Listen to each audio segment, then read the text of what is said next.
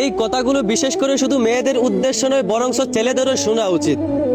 ছোট্ট একটা গল্প শুনে দয়া করে মনোযোগ দিয়ে শেষ পর্যন্ত শুনে যাবেন। একবার একজন ধনী বড় ব্যবসায়িক লোক তার ছেলের জন্য পাত্রী দেখতে এক গরিব বাড়িতে গেল।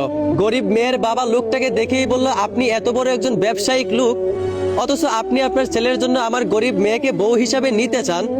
আপনি কি আমার মেয়ের সম্পর্কে কিছু জানেন? ছেলের বাবা তখন বলল, আপনার মেয়ের সম্পর্কে আমি তেমন কিছু জানি না, আমি শুধু এইটুকু জানি যে আপনার মেয়েটা অনেক দিনদার। মেয়ের বাবা বলল, আপনি এত বড় লোক একজন মানুষ, আপনার ছেলের জন্য আপনি আমার মেয়েকে বউ হিসাবে পছন্দ করেছেন, অথচ আমার মেয়ের সম্পর্কে আপনি কিছুই জানেন না। আপনি কি জানেন যে আমার মেয়ে কানে শুনে না? এইটা শুনে ছেলের বাবা বলল, তাতে আমাদের কোনো সমস্যা নাই। মেয়ের বাবা তখন বলল, আমার মেয়ে কিন্তু কথা বলতেও জানে না। ছেলের বাবা তখন বলল, তাতেও আমাদের কোনো সমস্যা নাই।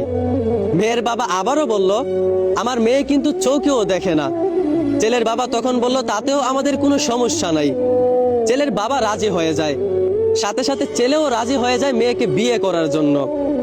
এইভাবেই তাদের পারিবারিকভাবেই বিয়ে হয়ে যায়। বিয়ের কাজ সম্পূর্ণ হয়ে যাওয়ার পর মেয়েটা তার শ্বশুর বাড়িতে বাসর ঘরে একা একা বসে আছে। কিছুক্ষণ পর ছেলেটা দরজা খুলে বাসর ঘরে ঢুকলো। ছেলেটা বাসর ঘরে ঢুকা মাত্রই মেয়েটি দৌড়ে এসে তার স্বামীকে সালাম করলো। ছেলেটা সাথে সাথে অবাক হয়ে গেল।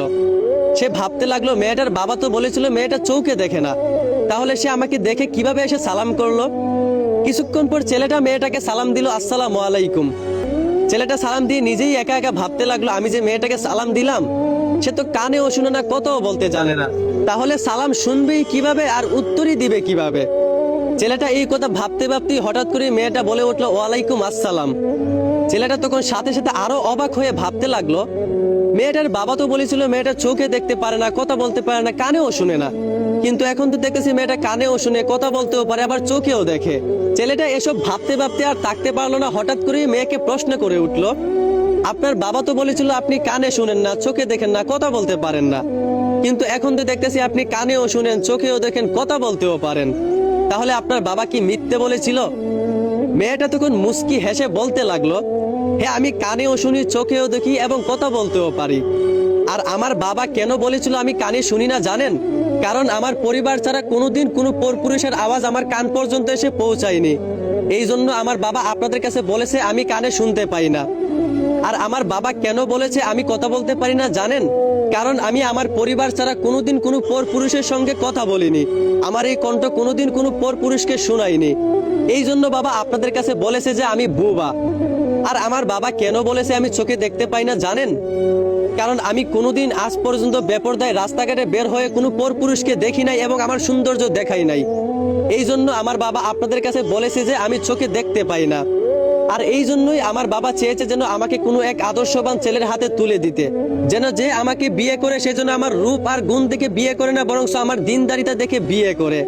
তাই বাবা আপনাদের কাছে এই কথাগুলো বলেছিলেন, আর আপনারাও আমার দিনদারিতা দেখে আমাকে পছন্দ করেছেন, আমার রূপ আর গুণ দেখে নয়। তো এই গল্প থেকে আমরা দুইটা শিক্ষা স্পষ্টভাবে পাই। মেয়েদের পর্দা কখনো মেয়েদের সম্মান নষ্ট করে না, মেয়েদের পর্দা কখনো মেয়েদেরকে ঠকায় না, বরং মেয়েদের পর্দায় মেয়েদেরকে এক আদর্শবান স্বামী মিলিয়ে দেয়। আর ছেলেরা কখনো দিনদারিতা দেখে বিয়ে করলে ঠকে না, বরং রূপ, গুণ, সৌন্দর্য সব দিকেই তারা জিতে যায়। আশা করি আমি আপনাদেরকে এই গল্পের মাধ্যমে কি বোঝাতে চাইছি আপনারা বুঝতে পারছেন। বুঝে থাকলে ধন্যবাদ।